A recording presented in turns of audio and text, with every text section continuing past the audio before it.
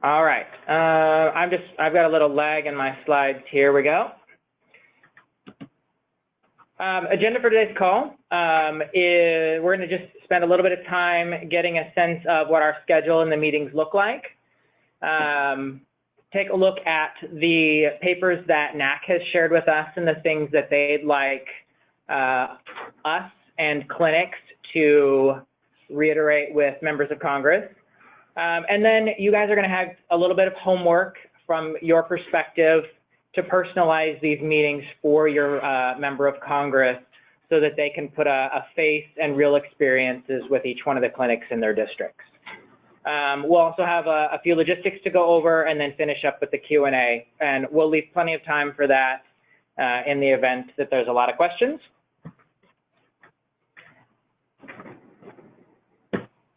So we'll just jump right in to our meeting schedule. I'm not going to read through this whole thing, and that brings me to say, at the end of this call, I'll share out a link with a Google Dropbox that has all of the documents that we're going to talk about today, in addition to some additional detailed documents that you can review. And the only thing I would add there, Marty, is that we will also have this in your packets, right? So we will have packets at the delegation meeting, and I would just point that one out on the 7 to 8 o'clock. We will provide those. Again, everything will be in your packets and ready to go.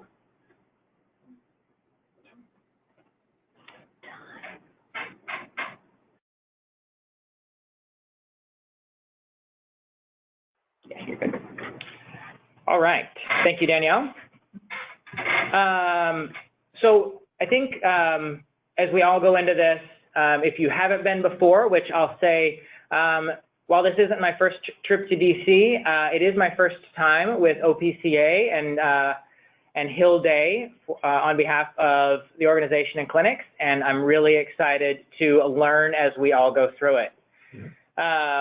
So I think the real value in this for all of us is to make that connection with our members of Congress, and if you haven't had a member of Congress in your clinic or you don't have a real relationship with those people, this is a great place to start that.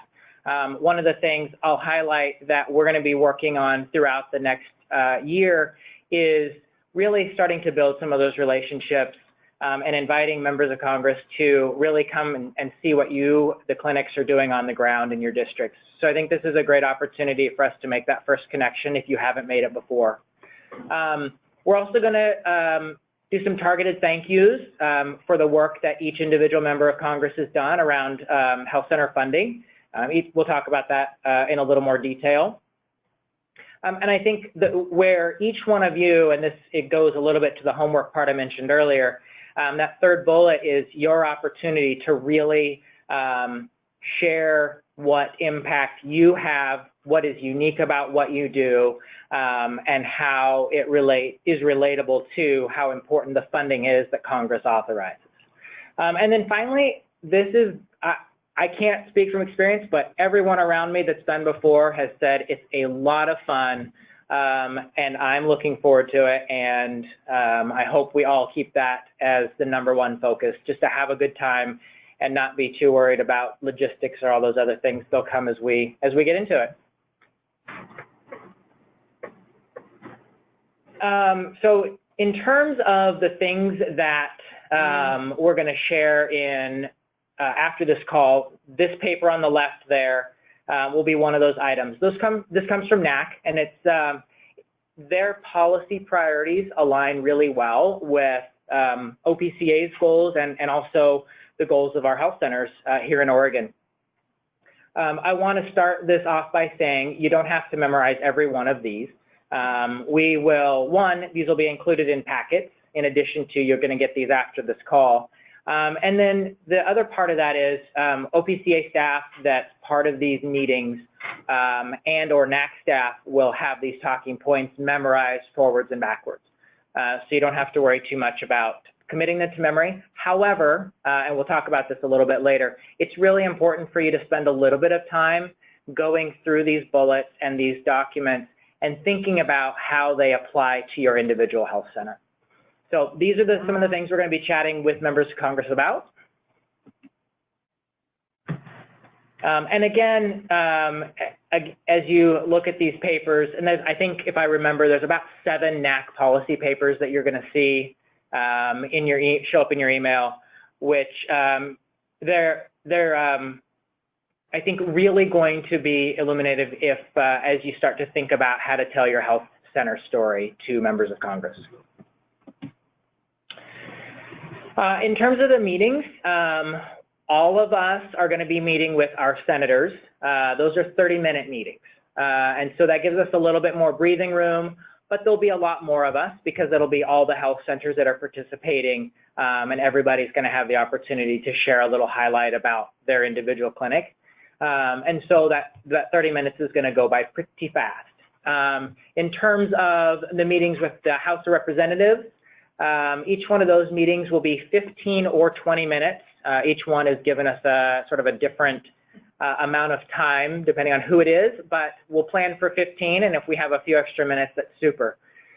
So as I mentioned earlier, we are going to have an OPCA staff person. It will be either Joan, Danielle, or myself, with each group going to visit with a member of Congress. So you're not alone.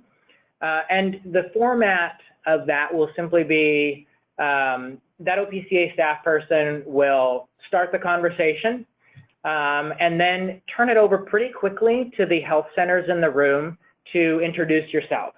And again, as I mentioned, we want to highlight the work you're doing because they don't want to hear from us. They want to know what's happening in their district and the people they represent.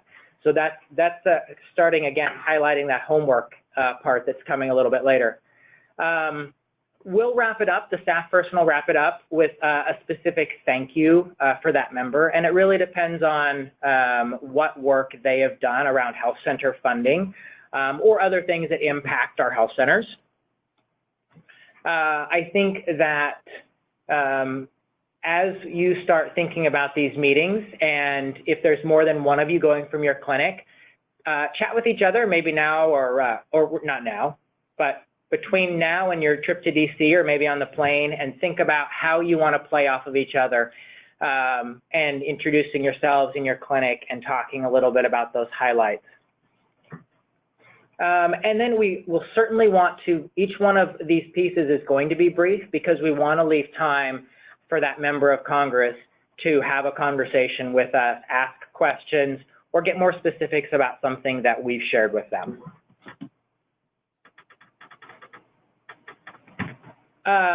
I think the term elevator speech says it all. I think of that as just a 1.5 or 2 minute highlight that comes from you about your clinic.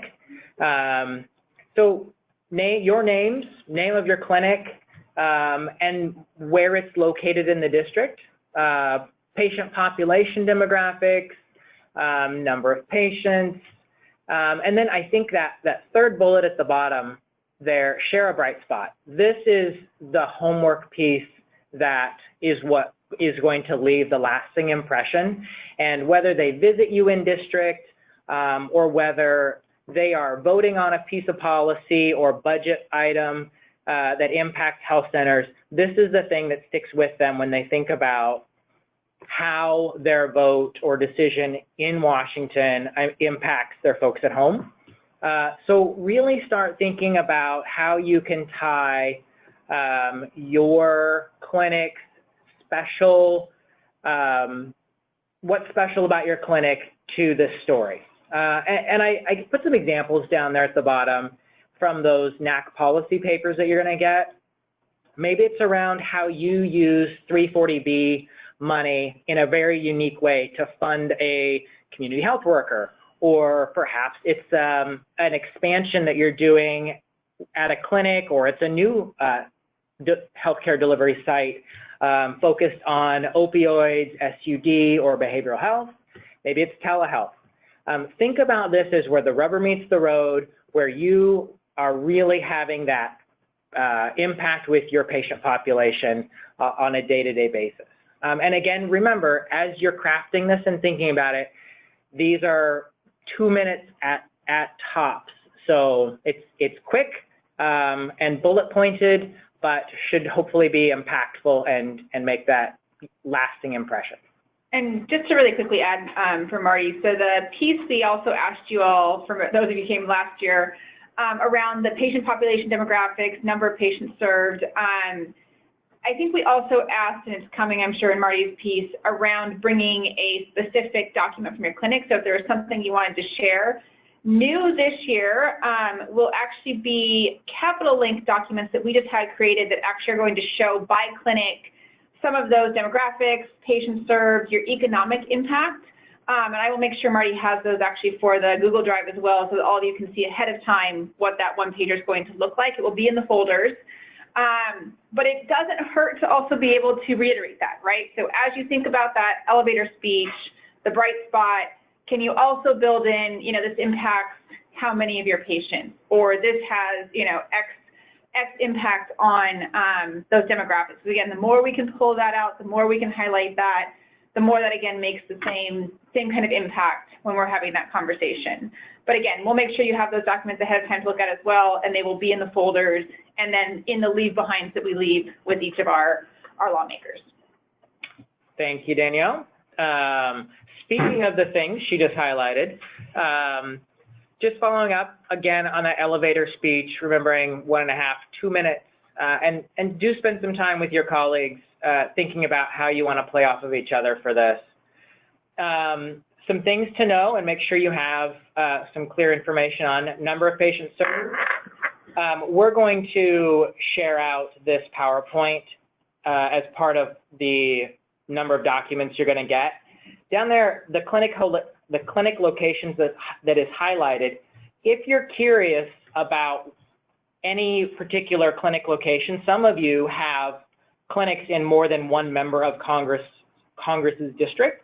And so you can follow that link under clinic locations in the documents that are coming and put in your address, whatever clinic location that is, and that'll give you your member of Congress if you're curious.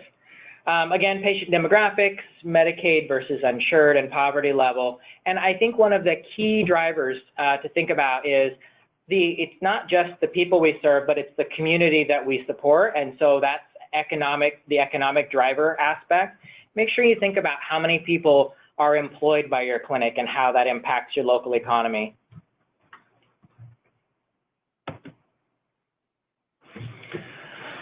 This is just in terms of logistics. Again, we have a NAC presentation on the 27th, 12:30 to 2:45, and that is focused around their talking points and ready to head to the Hill.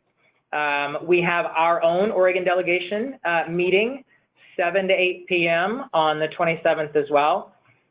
If you're able to make that, that's where we'll hand out the packets that Danielle was just speaking about for the following morning, as well as do some pre-gaming around who's going to do what and what makes sense, answer any final questions before we get up bright and early to meet with our members of Congress. Day of, we're all going to meet at the Hart Senate Office Building. That's our first meeting with Senator Merkley. And be there about 30 minutes early. And we need to all be cognizant. This is sort of, think about going through the airport security. It's the same principle. So if we are, and I think I may have mentioned earlier, it mentions it in one of your packet handouts, but once you're in the buildings, if we can get congressional staff to move us through the internal workings of buildings, there's no need for additional security checks. But if you leave the building for food, given that next item for lunch, remember that to get to your next meeting, you'll have a security check again. And then finally, after we get done with sharing our stories in our nation's capital, come spend some time with OPCA. We're going to host a happy hour at Lebanese Taverna, which is just across and down the street from the Marriott Wardman. And then the last part, again, that packet piece that Danielle talked about, we'll have packets for each of you that will have all of those details listed there under that small yellow bullet. We will also have a leave behind packet. That is in part created by NAC for us to leave behind, but that's the piece for you as a clinic to bring a brochure or a patient testimonial or whatever you think would be really impactful to leave with your member of Congress to share with them as part of that ongoing story about the work you're doing. So, and if you are bringing those and you are coming to that state delegation meeting 7 to 8 p.m. on the 27th, bring it along. We'll go ahead and stuff it in the packet then, and that way you don't have to worry about it and everything is contained in one place. Just really quickly, seeing that there's a question on the security when you go through that, whether or not you need state identification. My memory is that it actually is more like a TSA check in terms of bag checks. So what they're really doing is it's a metal detector. They're going to check bags. I would say do limit any food. Depending on which security check you're going through, you may or may not be allowed to carry food through, or make sure it's in a zip pocket where they can't see it, would be the other way to get around that. But it generally is just a bag check and metal detector pass through. Doesn't mean you shouldn't have that on you. I would still encourage you to have that. We have given all of the names ahead of time to the offices in which we're visiting. They do some of their own security checks as well that way, just so you know. But yes, not specific or required in terms of an ID to go through security. Great question.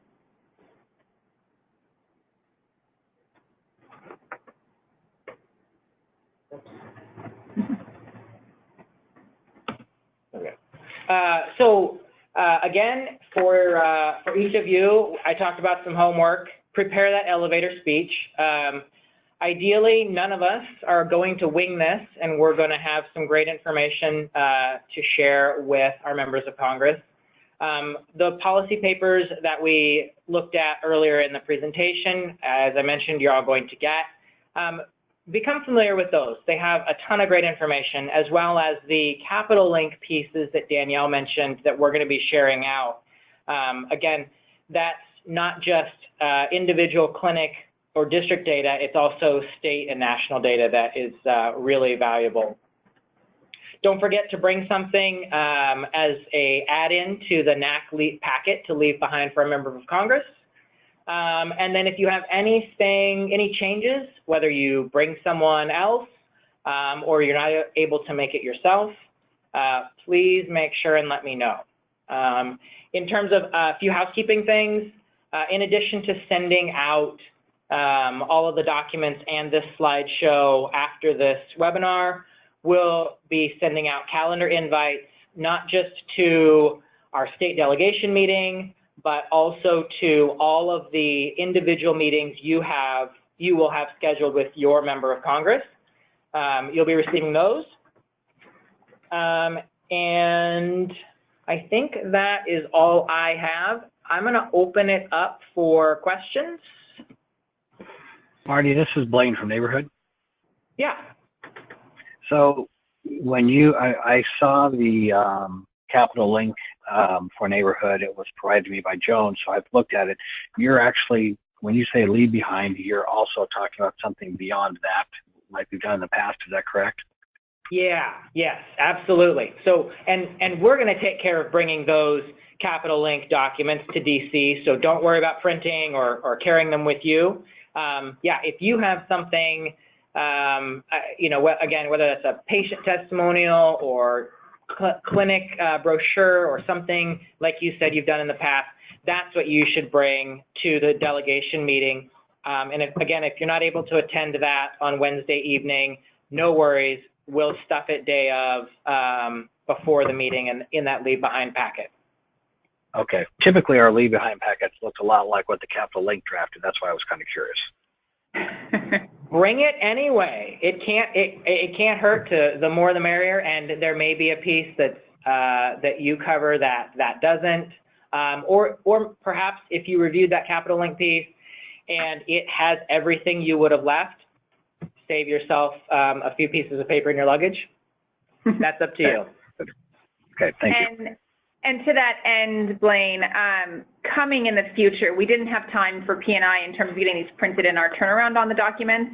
We will be including the logos of all of our health centers on those individual one-pagers.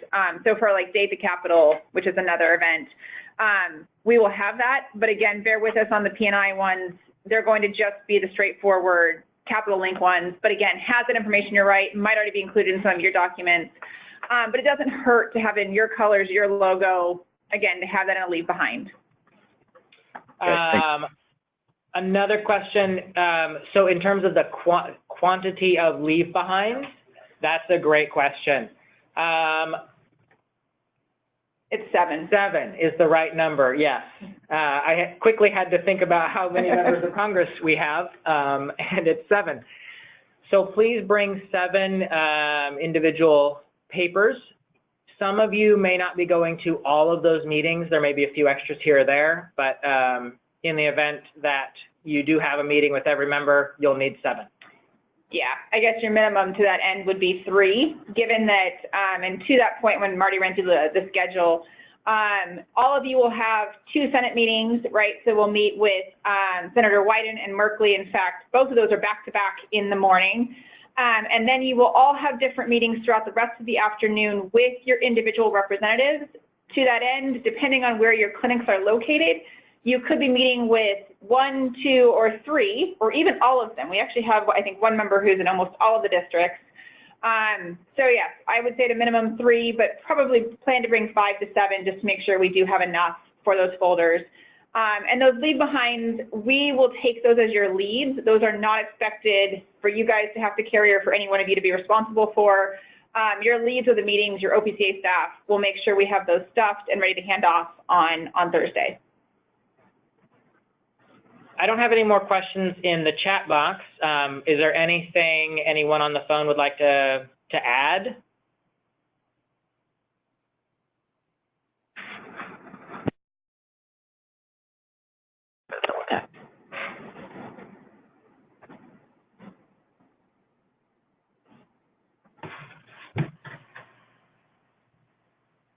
I think Danielle makes a great point there in terms of meeting schedules, and I kind of went over this slide pretty quickly. And again, in terms of the documents you're going to see after this call, you'll have a detailed agenda for the days and that as well. So, but here's just a quick snapshot of what meetings and who's scheduled where.